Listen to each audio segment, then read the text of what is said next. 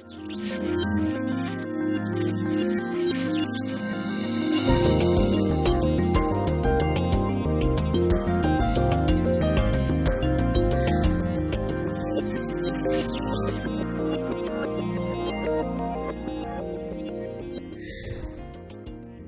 1984, a 9-year-old girl named Dawn, who lived in Maryland, was looking for her friend by a pond when she was approached by a man.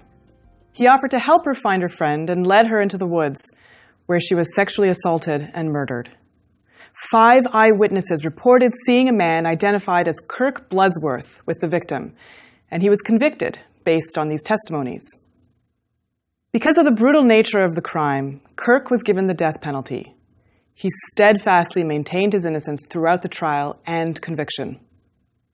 Bloodsworth had been arrested after police received an anonymous tip that he was seen with the victim, and another witness identified him based on a police sketch. The police description of the perpetrator said he was 6'5", with curly blonde hair and a bushy mustache, and that he was tan and skinny. Bloodsworth was 6 feet tall, had red hair, and weighed over 200 pounds. There was no physical evidence linking Bloodsworth to the crime. But during his trial, those 5 witnesses said that they had seen him with the victim, though 2 of them had failed to identify him in a lineup, and another witness could identify Bloodsworth only because he had seen him on a television news story about the crime. Then, years later, Bloodsworth read about a case in which DNA evidence was used to convict another man of 2 murders, and he wondered whether this new technology might exonerate him. In 1992, a paper bag containing semen from the scene of the crime was discovered, and the DNA did not match Bloodsworth. With this new evidence, he was released, having spent almost 9 years in jail. But many police officers who were involved in the case still believed he was guilty. Then, in 2004, the DNA was matched to that of convicted sex offender Kimberly Ruffner, and the case was finally closed, with Ruffner pleading guilty and receiving a life sentence. Only then did some of the officers on the case accept that Bloodsworth might have been wrongly convicted. The Bloodsworth case was the first in which DNA evidence overturned a death row conviction. But in addition to its historical importance, it highlights one of the great myths of the brain, that our memory is an accurate and objective record of the past. Even when faced with evidence that casts the memories of the witnesses in doubt, it's still hard for us to believe that they could be so gravely mistaken. Eyewitness testimony helps us highlight 2 major characteristics of memory that most people are unaware of. First, our process of remembering is suggestible, easily manipulated by questioning and other circumstances. In other words, remembering is subjective. And second, our confidence in our memory is not a good proxy for how accurate it is. For many people, memory, especially autobiographical memory, our memory for the events in our lives, does seem like a somewhat arbitrary recorder of the past. Of course, we all acknowledge that we don't remember everything, but most people are pretty confident that important events get stored in the brain a little bit like files on your computer. When you're ready to retrieve them, you simply pull out the file and read out the memory. It's comforting to think that your brain is full of stored memories that you can access whenever you want. This is especially true of old memories, say of when you graduated from high school or met your significant other for the first time. Most of us believe that once these memories are stored and we've recalled them at least once, they pretty much remain unchanged until we decide to retrieve them again. But the truth is that memory works very differently. Every time you pull out that file that contains your memory, you actually have to rewrite the whole thing. And your current beliefs, emotional state, context, and other factors affect how that memory gets reconstructed and stored once again. So let's start from the beginning and discover how autobiographical memory really works. You experience the world through your senses, your eyes, ears, nose, and so on. So you're already limited in terms of what you can remember by what you actually perceive, and importantly, what you paid attention to in the moment. Moreover, of all of your senses, only your sense of smell has a direct route to your medial temporal lobe, the part of your brain that lays down new long-term memories. That's why smells are particularly effective in helping you remember the past. All the other senses make their way there, but pass through at least one other region along the way, where the information is sorted, integrated with other senses, or manipulated in some other fashion.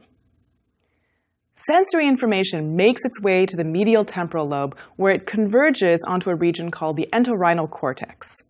Here, the information begins to form a conscious memory trace. And this is the region that is often first affected by Alzheimer's disease pathology. That's why the first symptoms in people with Alzheimer's disease are often related to forming new long-term memories. Now, just to be clear, even something that happened 10 minutes ago can be considered a long-term memory, because psychologists distinguish short and long-term memory not just by the time that passes, as would be most logical, of course, but also by what you're doing to the information, because that's how your brain works. We no longer really talk about short-term memory for things that we're consciously aware of. Instead, we call it working memory, because to keep something in mind, like the directions to the nearest restroom if you're in a shopping mall that a shopkeeper just gave you, we have to continue rehearsing it or otherwise manipulating it. So any information that you encode and access later after a period of time, even if it's just a few minutes, during which you weren't actively thinking about it, that's considered part of your long-term memory. Patients with Alzheimer's disease seem to get a bit stuck in the moment. They repeat a story they just told you a few minutes ago, or seem to forget that they've just eaten or what it was that they were just doing. They're having trouble remembering what just happened, turning these working memories into long-term ones because the entorhinal cortex isn't functioning properly. Though often, older memories can still be accessed even fairly late in the disease, especially if they're not verbal, like memories for music, for example, because they're not as dependent on the regions that degenerate first. When the entorhinal cortex is working properly, it sends along sensory information that we've just perceived to the hippocampus. There, the information is represented, we think, as a pattern of neural firing, and it gets sent around a little loop of connected cells. The hippocampus is quickly making new associations, making note of what aspects in the environment are happening at the same time, comparing this new information with what's been stored in the past, and so on. Like during your high school graduation, for example. Imagine yourself sitting in front of a stage in your cap and gown, perhaps, excited but a bit scared of the future, listening to your buddy politely poke fun at your chemistry teacher.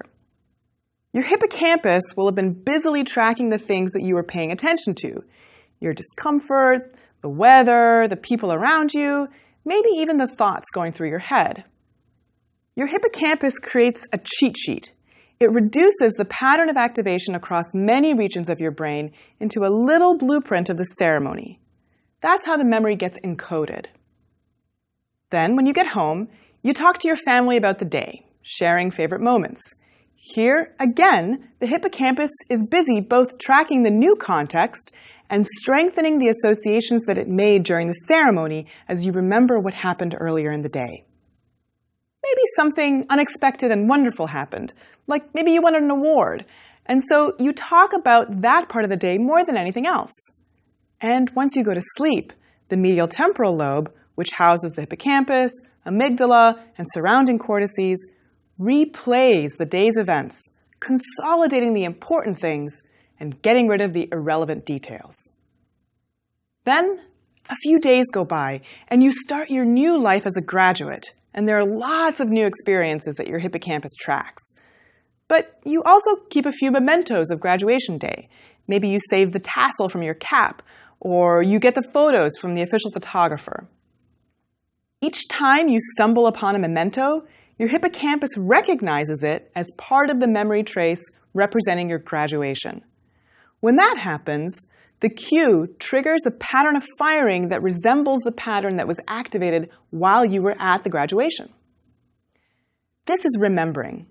Your hippocampus reconstructs, to the best of its ability, what was happening in your brain while you were sitting there, gazing up at the stage. And you have some control over this process. You can choose to take a trip down memory lane or move on to some other task. But remembering also takes shortcuts. For one thing, the hippocampus can only reactivate what it encoded in the first place. So if you didn't notice that one of your peers fainted, for example, it won't have been recorded in your hippocampus.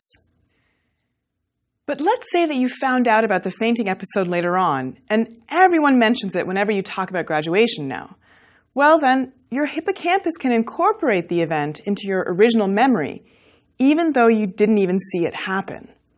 In other words, a new memory trace gets formed every time you remember, because the hippocampus is not just recreating the original pattern, it's also changing it each time, incorporating the new information that it's receiving and disregarding things that might not be important. There is, of course, a bit of randomness in this process, since we don't have a little man or woman in our heads that is controlling every aspect of what's going on, despite the fact that we often behave as though we do. This is both the power and the weakness of what the hippocampus does. The fact that you can imagine what it was like to be back there in the past, that's remarkable. But it also means that it's fairly easy for you to pollute the memory with information that isn't accurate. To take our example a bit further, maybe your peer didn't faint during your graduation. Maybe it was actually during a different ceremony like your siblings, but you have two vague memories now of being in your high school auditorium, patterns of firing that overlap quite a bit, and your hippocampus can no longer tell that they represent separate events. So it turns it into one event. The formation of this type of false memory, where you combine information from different but similar events, or even insert a completely false set of details, is very common. And for the most part, it's innocuous. But when someone's life depends on it, as can be the case in eyewitness testimony, memory failures can in fact be deadly. That's why we simply can't rely exclusively on eyewitness testimony, no matter how powerful it seems or how confidently the witness testifies. Because the truth is that that confidence can come from many different sources, including corroboration from others. Now imagine you're talking to a police officer about the event. Just by questioning you, she can influence not only what details you think you remember, but the confidence with which you remember them. Every time you go through the process of remembering the event, you have to reconstruct it. And if she nods vigorously when you pick out a suspect from a lineup, you gain confidence in that memory, even if that suspect was only familiar because you saw his picture on TV. Or, more precisely, your hippocampus acts as a pointer to the parts of your brain that need to be activated in order for you to re-experience the event. And the way that it does its job is changed by the circumstances of remembering. Which parts of the memory you focus on, what gets retrieved, and perhaps most importantly, what doesn't. Now, if you retrieve a memory in much the same way over and over again, the parts of the rest of the brain outside of the hippocampus that are activated in concert, they begin to become associated with each other. You can think of this process like an orchestra, with the hippocampus as the conductor. When the orchestra is first rehearsing a new piece, the conductor is running the show, telling the different sections when to come in, how quickly to play, when they have to get louder or quieter. But an orchestra that has played the same symphony in the same way for years almost doesn't need a conductor anymore. So if one day the conductor falls ill and someone else steps onto the podium to take her place, the orchestra just plays on as it always has. When it comes to remembering, older memories that have been retrieved many times can become independent of the hippocampus. That's why the patient with Alzheimer's disease can remember things from the distant past more accurately than what happened a few minutes ago, because those distant memories had more opportunities to be retrieved and reconstructed and therefore become independent of the medial temporal lobe.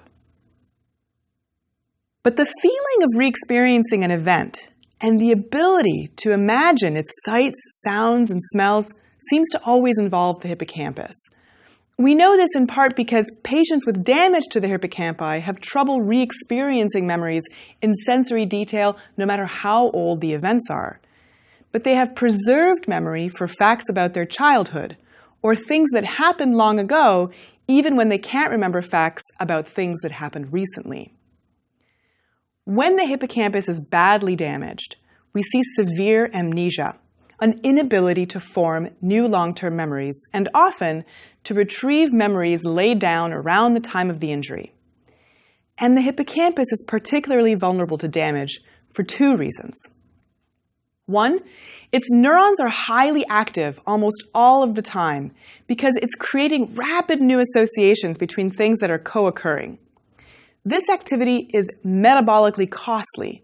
The cells need fuel to keep going, and so when the brain isn't getting enough oxygen, the cells in the hippocampus are among the first to be affected. The second reason is related to where your hippocampus is in your brain. The medial temporal lobe is located behind your ears, and there are bones surrounding it in your face and skull. If you're in a motor vehicle accident or suffer a blow to the head, these bones can cause physical damage to your medial temporal lobes. Damage to the medial temporal lobes from trauma, however, is usually temporary, and memory function can be fully restored with time, depending on the severity of the injury. Although patients will still have trouble remembering things that happened during and after the accident because the hippocampus wasn't functioning properly. But significant damage to the hippocampus from, say, a viral infection or a prolonged lack of oxygen will lead to pretty severe memory impairments. This type of amnesia, in which patients cannot lay down new long-term memories after their injury, is called anterograde amnesia. Antero meaning forward. We label amnesia with respect to when the injury happened. So anterograde amnesia means you have memory problems for things that happened after the injury, and retrograde amnesia means you have trouble remembering things that happened before the damage. Since the hippocampus is responsible for laying down new long-term memories for facts and events, if it's not functioning, those memories don't happen. So most people suffering from medial temporal lobe-based memory dysfunction have anterograde amnesia. Then, depending on the severity of the injury, how much the medial temporal lobes are affected, the patient might also have a memory impairment for information that was learned before the injury, a retrograde amnesia. This retrograde amnesia is usually what we call temporally graded. By that I mean that things that happened far in the past are relatively preserved compared with the more recent past. Think back to the orchestra.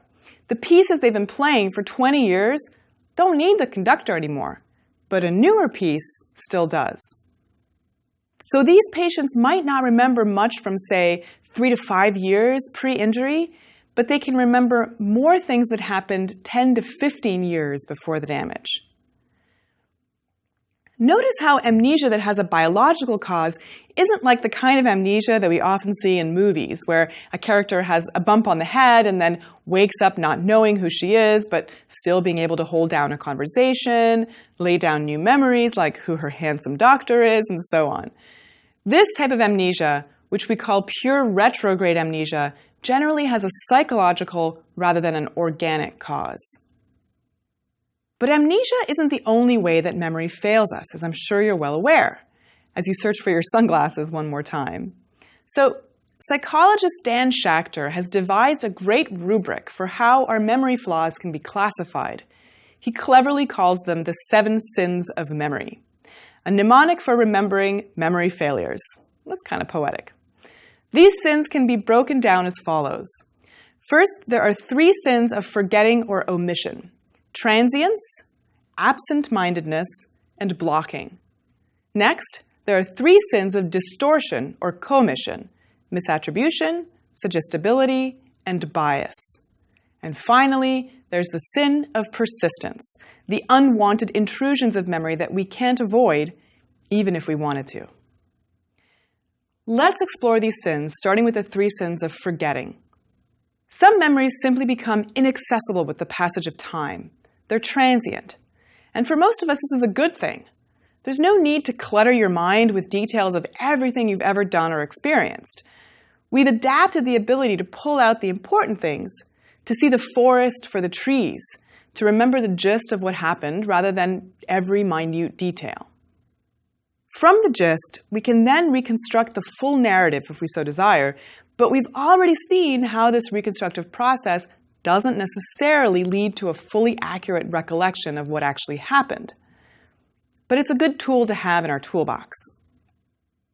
There are some people, though, who aren't prone to this type of sinning.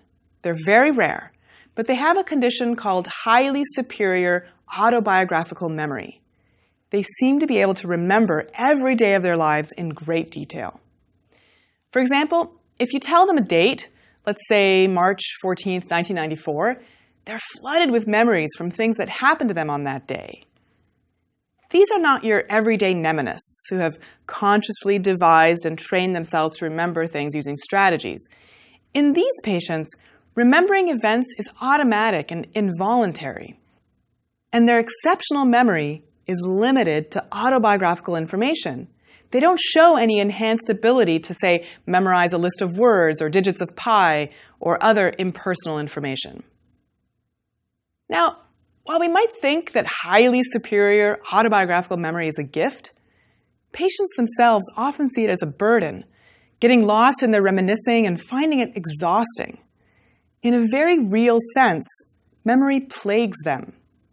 And these patients don't just have a better autobiographical memories, they also show symptoms of obsessive-compulsive disorder. And the better their memories, the more symptoms of OCD they display. People with highly superior autobiographical memory don't seem to just initially store more details.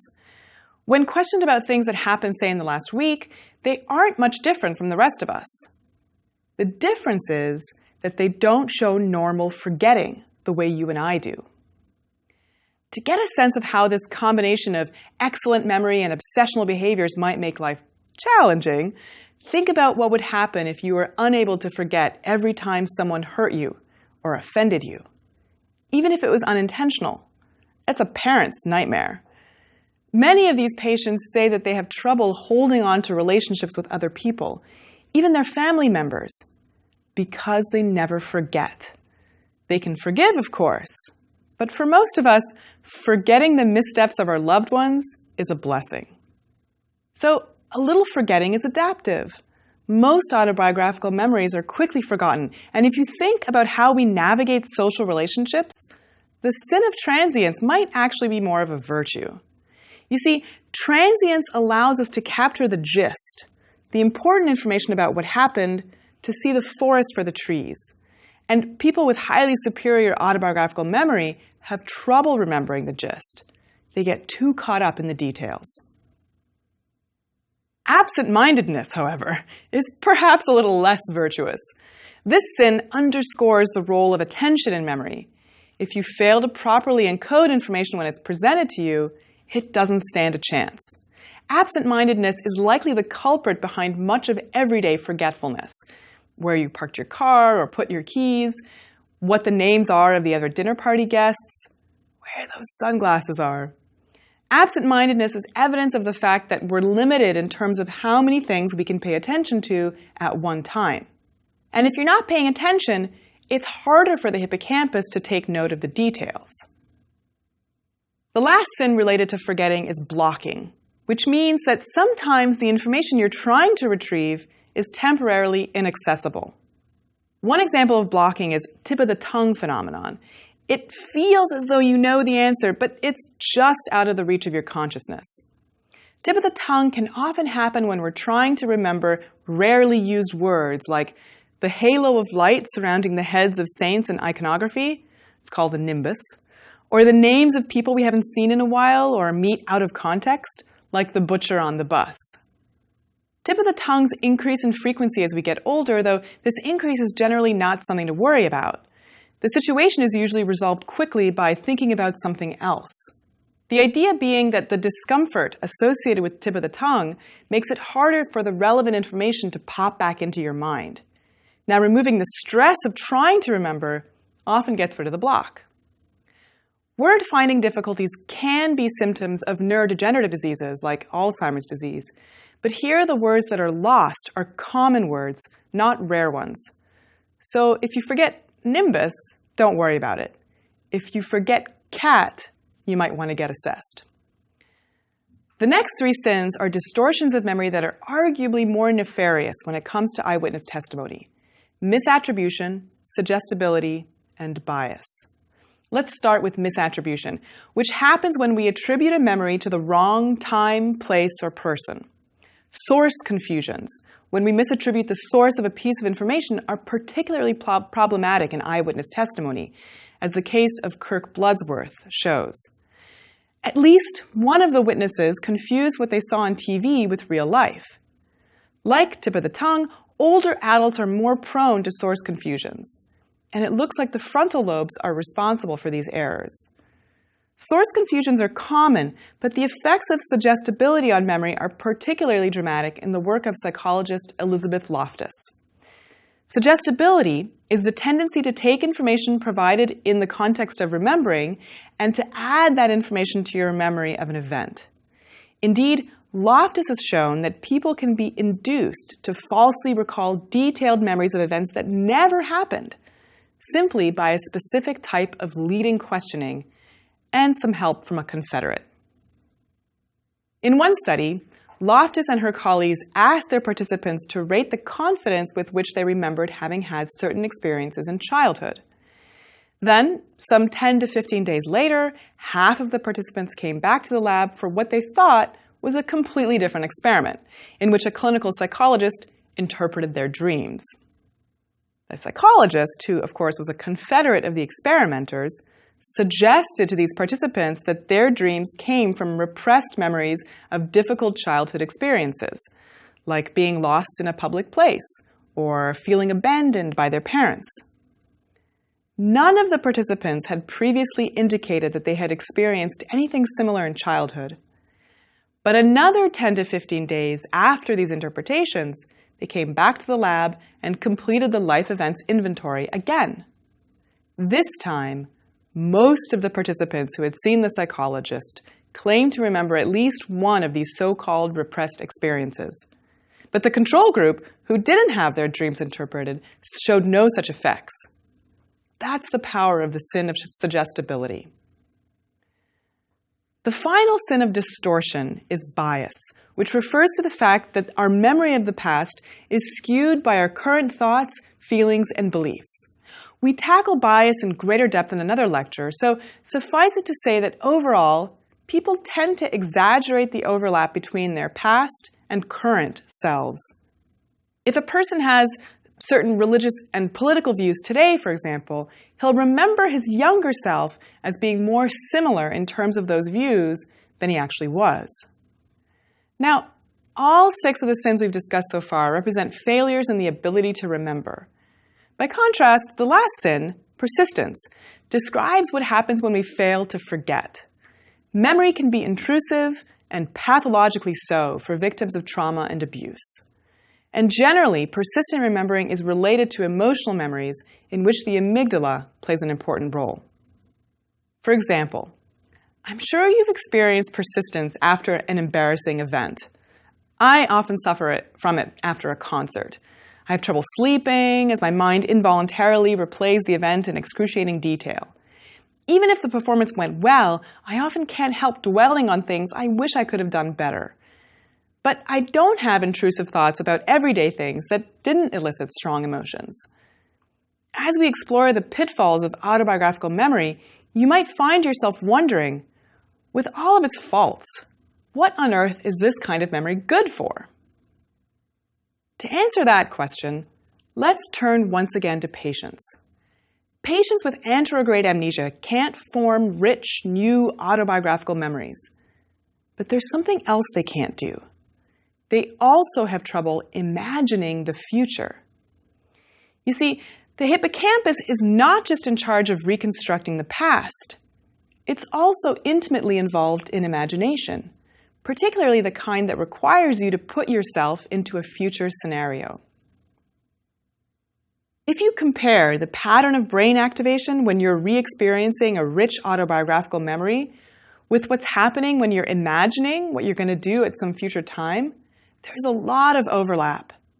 So Dan Schachter has gone so far as to suggest that we've evolved this type of memory system so that we can imagine many different future scenarios and figure out what the best outcomes might be and how we might be able to get ourselves there.